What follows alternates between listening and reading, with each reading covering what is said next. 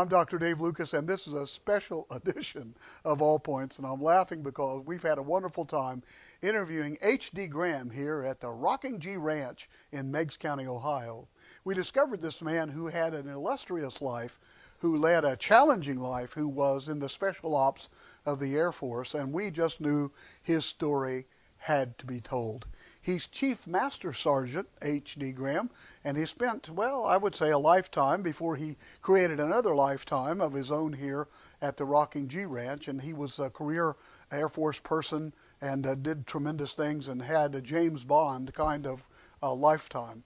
And then he came back and taught fifth grade, I think, and so he put his life in danger two ways, first in the Air Force and then with fifth graders. So he's been a wonderful person. He's got 7 books out, and this book we're going to talk about today is Vietnam Helicopter Crew Member Stories.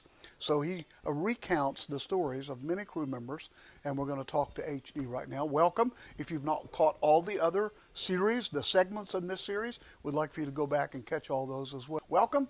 And welcome to All Points Special Edition, and welcome to the H.D. Graham story. H.D., thank you. Once again, good to see you. Very pleasant day here at the Rocking G Ranch in Meigs County, Ohio.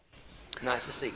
I'm just curious as to why you decided on the Rocking G. Is there a special significance, or did one of the kids just say it should be Rocking G? Well, my last name starts with a G, which is Graham. Mm-hmm.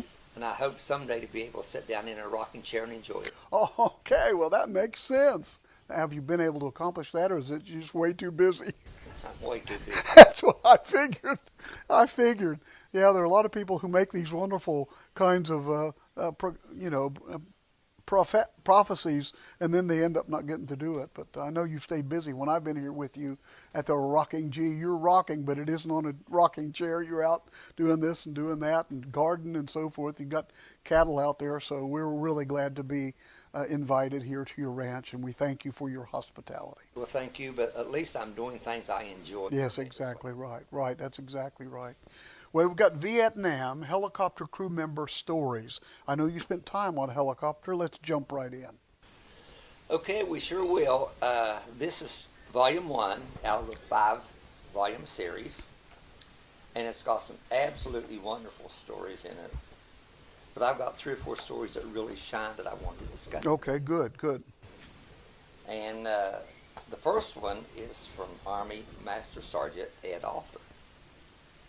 And I've known Ed for many years. I did not serve with Ed in Vietnam, but I've known him for many years.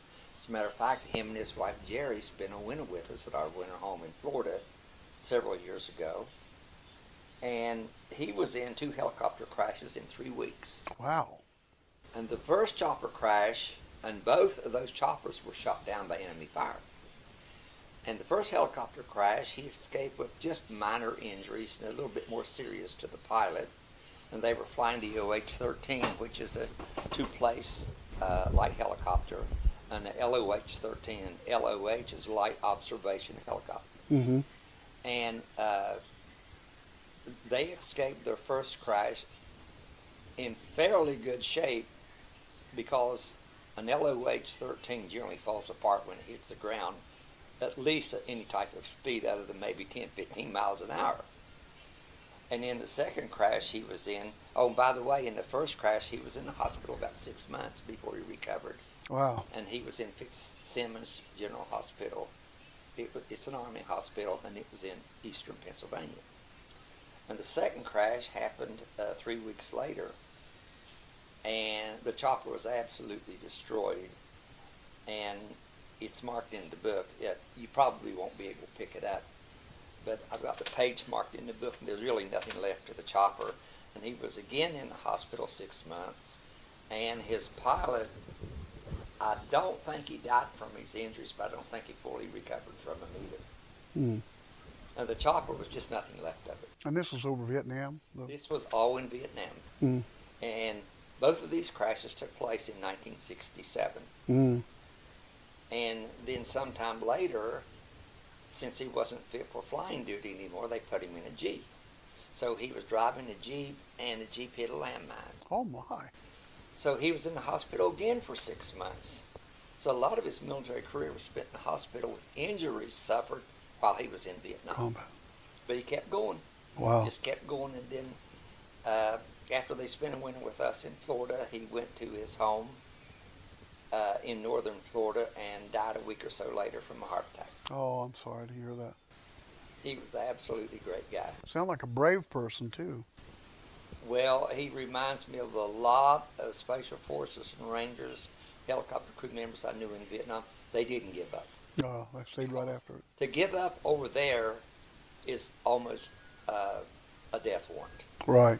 So you Right. keep doing You what have you to keep can, doing the it. best you can do it, and hope for the best, and pray to God that you survive.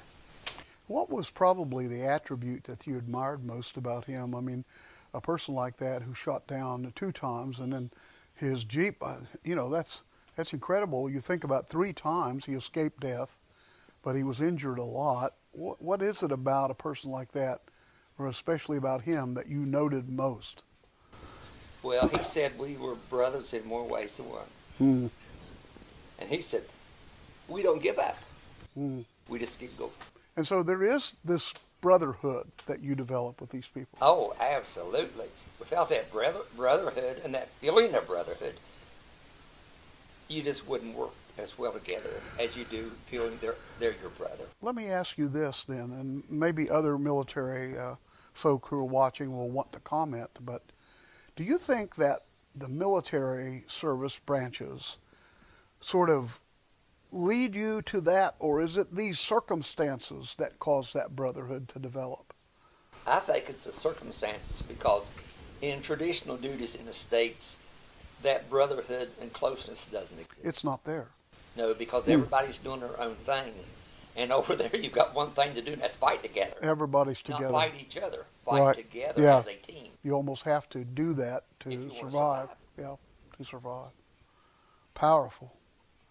Is there another story there that you want to tell? We're looking at the Vietnam helicopter crew member stories. This is volume 1. And again, at the end of this program, this segment, we're going to tell you how you can get this book if you haven't already gotten it. You can order all of HD's books from him. They're also available on Amazon, but I recommend that you get them from him, and I think he'll tell you why in a few minutes. But right now, we're talking about a lot of episodes out of this book. What else is in here that's really good? Well, the second story I wanted to talk about is about Warrant Officer Don Joyce. And he has some outstanding stories, starting on page 237 in volume 1.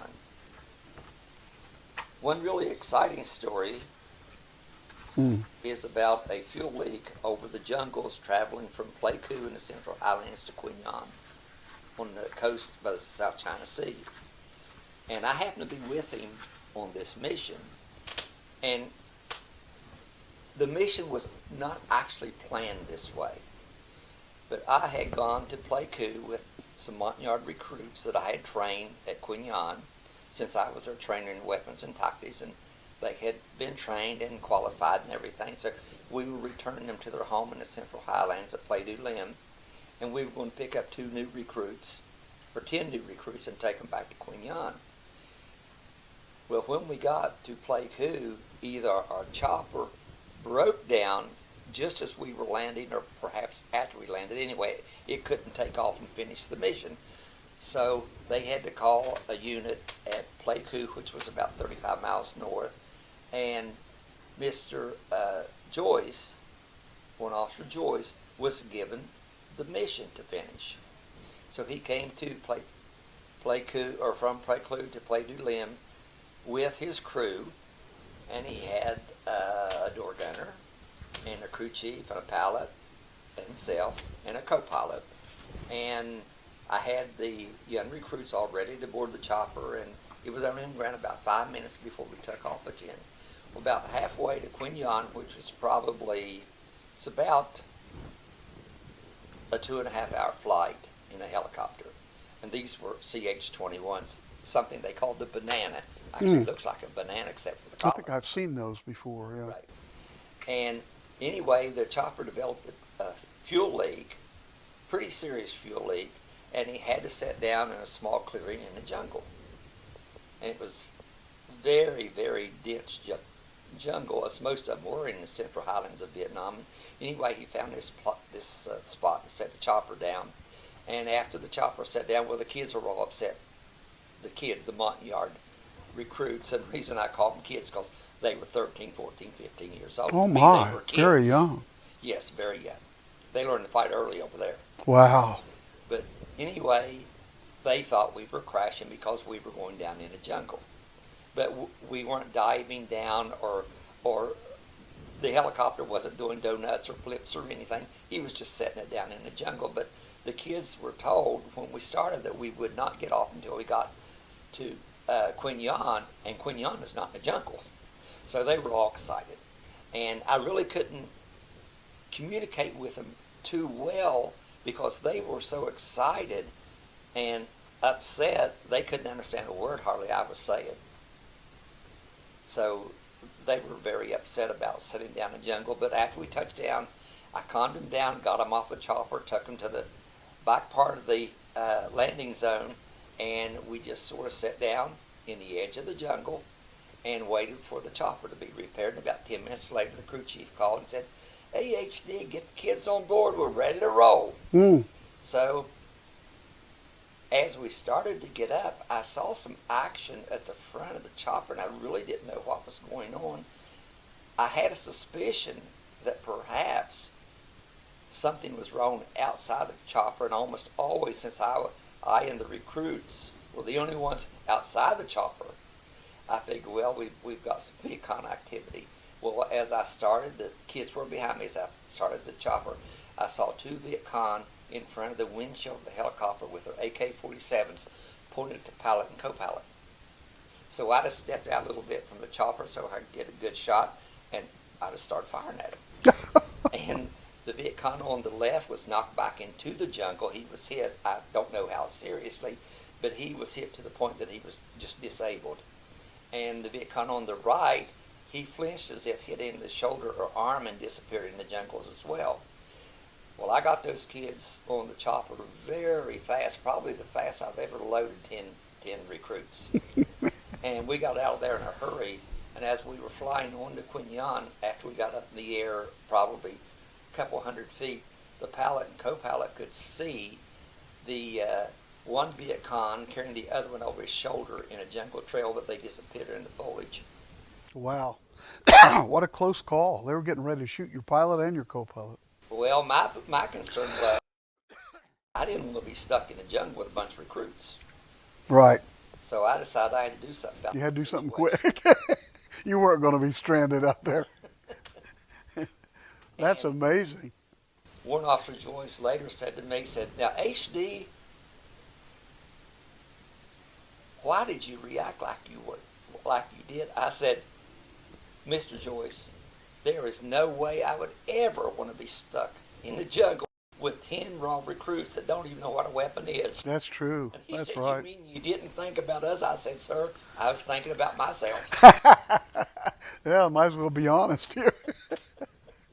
I just couldn't see myself stuck in the jungle. That's amazing, HD. That's an amazing story. But we got on to Quin Yon, and we offloaded, and all the crew members shook my hand, and they said, "Thanks for saving our life." Yeah. I didn't save their life. I saved my ride. Well, but you saved their lives too, and the pilot and the co-pilot, HD. And then I took the recruits to the training area, and the chopper crew actually talked to the commander, and the commander said, "But he's not a Special Forces guy. He's an Air Force Special Operations troop." Mr. Joyce said, "Oh my God, we didn't know that to start with. How could an Air Force person be trained like that?" He said, "Well, we trained him. We did a good job, and he is absolutely adored by the Montyards." Oh, I'm sure after that they thought you were the man. Oh, they did. That's amazing. They made too much of it. Oh, I don't think so, HD. I don't think so. But anyway, that was a great experience, and I'm not likely to forget it, and I still have a lot of dreams about that. Well, I would say And that honestly and truthfully, I don't know why I did what I did, but I had to do something. I couldn't let the pilot and co-pilot be killed and be stuck in the jungle. Well, is it true what a friend of mine told me? A friend of mine is in the military, and I couldn't give you all the branch and all that stuff because I never served in the military in that way. But he told me that he used to jump out of the helicopters with ropes. You were talking about you did that too, but he did that all the time. That was sort of Right. his assignment. And I asked him, because he went to Iraq and he came back home, and I bought his dinner that night. And I looked at him, I said, "You're my hero." He said, "I'm nobody's hero." I said, "Well, you jump out of a really good helicopter to the ground with a rope, then you go around shoot at the enemy, and then you get back up and you go out." He goes, "You know what?" He said, "It's not that I'm a hero." He said, "The training kicks in." That's what he told me. He said, "When you hit the ground and people are shooting at you, they've trained you to react this one way, and the training kicks in, and you don't think about it until it's all over." You really don't have time to think That's about what it. he said. You really don't. And I don't know a Special Forces member, a Special Operation Troop, or a Ranger that wouldn't have done the same thing I did. It was But you not- were there. You were the one that was there. It wasn't anybody else. But it was not a hero reacting. It was just something that comes from training that you know you have to do. That's what he said. Hey, I wasn't going to be stuck in that jungle with a bunch of recruits that I couldn't even communicate with. I'm still going to get you a cape with HD on it. I'm going to present you with a cape with HD on it. What else you got for us? Okay, I've got a story, or a couple of stories in Volume 1, and they were sent to me by Specialist George Nutter. And he was Specialist 5 class. In the Army, they have two different rank structures. One are NCOs, or privates, or corporals, or so forth, and the other are called specialists if they specialize in a certain career field and they don't move from all over the place like the Army has a tendency to do. Well, he was a Specialist 5, and believe it or not, he had served the previous 3 years in Europe, and he was on tanks. And tanks is a specialization. It's not a regular rank formation in the Army. Well, anyway, so his 3 years was up in Europe, and he had every intentions of going, I think it was to Fort Knox or maybe to Fort Campbell in Kentucky to finish his enlistment. He still had, I think he enlisted for maybe 4 years or 6 years, but anyway, still had a couple years to go on his enlistment. And instead of going back to Kentucky, he got orders for Vietnam. And this was during the build-up in 65.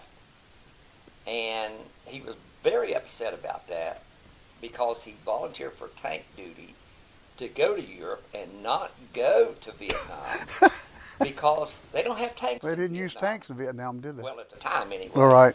But anyway, he ends up in Vietnam. But before he goes to Vietnam, he goes to the crew chief school, the Army Helicopter Crew Chief School, and he graduates from that with outstanding results and scores. And when he arrives in Vietnam, they decided they're going to make him the crew chief of the division commander's helicopter. And George had never been on a helicopter before, but they were going to make him the crew chief, and he's going to be in charge of the colonel's helicopter. Oh my gosh. So they put him in this position, and he had to fly to the 10th Cavalry at Pleiku to take up this position. And on his flight from Quinh Nham, because he came in on the Army, Navy ship, even though he was Army, came in, a lot of our Army people arrived at Quinh Nham and along the coast on Navy ships. So he arrived on a Navy ship and was going to be trucked or flown to Pleiku, which is probably 80, 90 miles west in the Central Highlands. So on his way, the helicopter received a lot of ground fire, and George said he was about ready to bail out and get away from the bullets. I don't know what good that would have done since he had the Viet Cong on the ground shooting the bullets. But anyway, that's what he said was his first thought. I'll just bail out of here, get away from these bullets. And by the time they got to Pleiku, the chopper had been hit 27 times. Oh my. But it didn't go down, and no one on board was injured, as far as I know, in any way. If it is, it's not in the story. Right.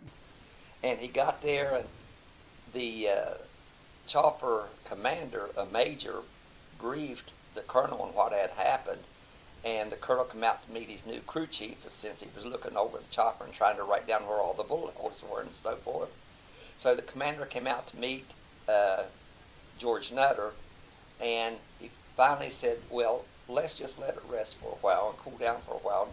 Let's go in and get you a cup of coffee and so forth, and you can relax a little bit. And I'm sure glad you arrived here safely and didn't have any problems. And George said to the colonel, says, well, no, sir, we only have 27 hits on the chopper, but I guess it wasn't a lot of problems.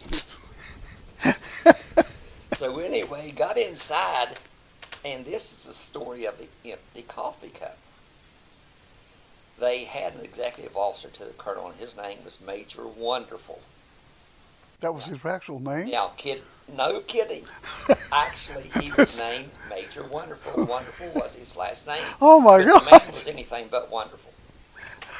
Well, anyway, as they got into the colonel's, I guess it was his office, George, well, I guess it was the briefing room, because George said he went to the colonel's briefing room.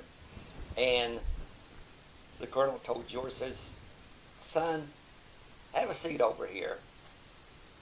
And George said he hadn't been called his son since he'd been home on leave. And he said he's 23 years old. And I reminded him, well, that colonel's probably 45 or 50. So to you, everyone under 40 is son. And he agreed with that, because that's a term that's used very loosely in the military. Right. But anyway, so George went and had a seat, and he could hardly wait to get a cup of coffee. And the colonel said to Major Wonderful, Major, go get this young man a cup of coffee. So the major was all smiles and got up and went to the coffee urn and got George a cup of coffee and come back. And as he was approaching George, his smile turned to a frown. The closer he got to George, the less smile he had and the more frown he had.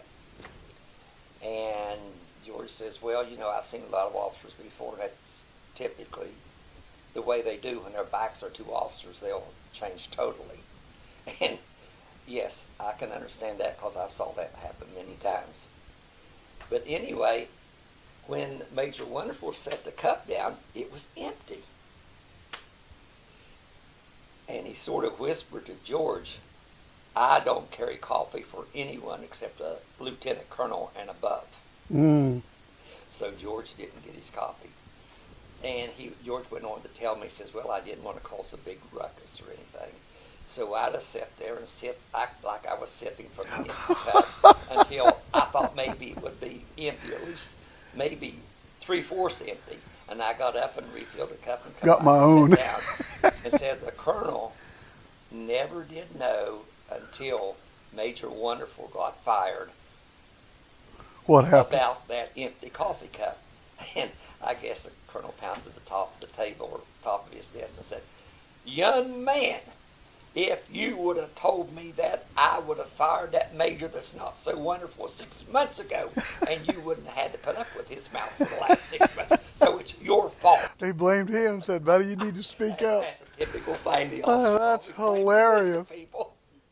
He goes, I don't carry coffee for anybody but these big shots. I'm not carrying one to you. And George had a lot more great stories, but I thought that was pretty That is hilarious. pretty We good. need humor every once in a while. That's pretty good. That's pretty good.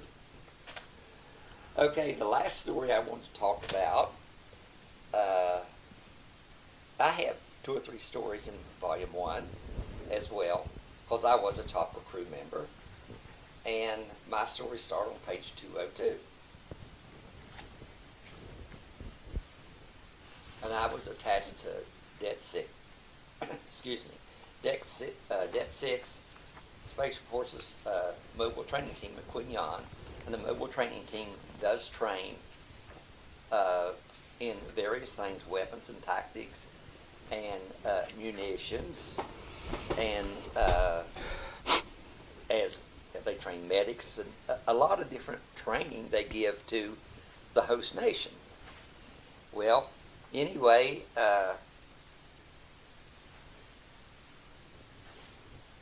I had been to the Vietnamese language school, but the dialect I had been taught was from the southern part of the country around Saigon and so forth, and it is not a dialect that the Montagnards know. It's a different one. Right, totally different. So no one could communicate with the Montagnards, but yet I was going to train them in weapons and tactics. And the first week or so, the communications really wasn't great. Really tough. And besides speaking mostly in English and the Vietnamese dialect they didn't understand, I would also show them. And after 3 or 4 months with the Montagnards, I had to learn probably 300 or 400 words of their dialect and got by fairly well. Now, most of the first words I learned in their language was not appropriate language to be used around the fairer sex. It was not good language. It was not good language. And I disregarded that language because I didn't think it was appropriate. It really is not the tone I always use in my life anyway. Right, right. And I figured if I couldn't communicate with proper English and be understood, maybe I shouldn't be saying anything. But I had to deal with the Montagnards in their way initially until I learned a lot better, and I got to the point that I could deal with the Montagnards real well. And I don't know why, but they seemed to take a liking to me. And no matter even if I would get upset at them, it wouldn't upset them. Mm. And I got to the point, well, no use getting upset at them because they're not going to change anyway. They had their own way of doing things, and you adapted or you didn't get very far. Right, right. And so after I got the Montagnards trained, I went out on my first field experience with them. And I noticed right before we went out, they were using their weapons not only as a weapon. Well, let's face it, the poor kids had never seen a weapon before. Right, right. And they had AK-47s mostly that we had captured from the enemy or the Viet Cong.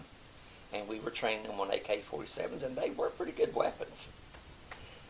But anyway, they would use them as crutches, and always had the rifle pointed down. Oh my! And they'd get the barrel clogged, and so forth with debris. And you got to be extremely careful. Make sure you got a clean weapon because it will explode Right, when right. you pull the trigger. Well, anyway, I got a hold of one of the Special Forces guys that was training me, and I said, Ben, we've got a big problem. He said, other than you being here as an Air Force puke, what's the other big problem? I said, Ben, these Montagnards are using the weapons as crutches, and they've got the bullet, or they've got the barrel pointed down, and they're getting it clogged with debris, and I'm afraid one of them's going to explode. He said, well, we're just going to have a little demonstration. So he took one of the AK-47s from one of the guys, and he looked at it, and he said something in their language, and it really wasn't a great word to be using, but anyway, they knew it was clogged with a certain Something. that you generally don't speak about. Well, anyway, so, and he deliberately got dirt in it. So he said, now, watch. They understood watch because that's a short word. Well, anyway, so he took the weapon and he loaded it, and he went out and he put a string on the trigger, and he stood back about 6 or 8 feet, and he kept telling me, now watch, watch, watch. Well, he pulled the trigger on the AK-47 and the whole barrel split. He said, now see? So they finally understood from the demonstration that you don't use your weapon as a crutch, and you don't have the barrel pointed down to the ground ever touching the ground because it will be clogged and it could kill you or several people around you as well. So that's one lesson Montagnards was able to learn without getting anyone injured. And then the first thing you know, they're wanting me to go to the Central Highlands because we had a couple of troops that were injured and we were going to go back and get new troops. But all these Montagnards troops that we were training, I honestly didn't see the document, but they signed some type of note to their chief in the Central Highlands that they wanted me to be their brother. So first thing you know, I'm the first American adopted into the So you're actually tribe adopted. in the Central Highlands. That's amazing. That's And amazing, HD. the chief had this 16-year-old daughter, and in Vietnam, a 16-year-old daughter is generally married with 2 or 3 kids by that age. Right, right, right. Well, anyway, the chief wanted me to take up with his 16-year-old daughter and stay in Vietnam and not go back to America. Stay with them. He wanted me to stay with it. You my son now. You stay. Uh, Well, I was finally able to make him understand through his son, who was our interpreter, that in our culture, in the United States, in America, they never called us the United States. It's always America. America. In America, we did not marry our sisters. And since he had adopted me as his son, then she became my sister. Tia became my sister. That was brilliant. No, I can't love. I love Tia, but as brother, not husband. That's No, pretty good. don't work in America. Pretty So smart. finally he understood. Yeah. Then he told his son, I guess I shouldn't have adopted him. HD, that's great. That is great. The book is called Vietnam Helicopter Crew Member Stories, Volume 1.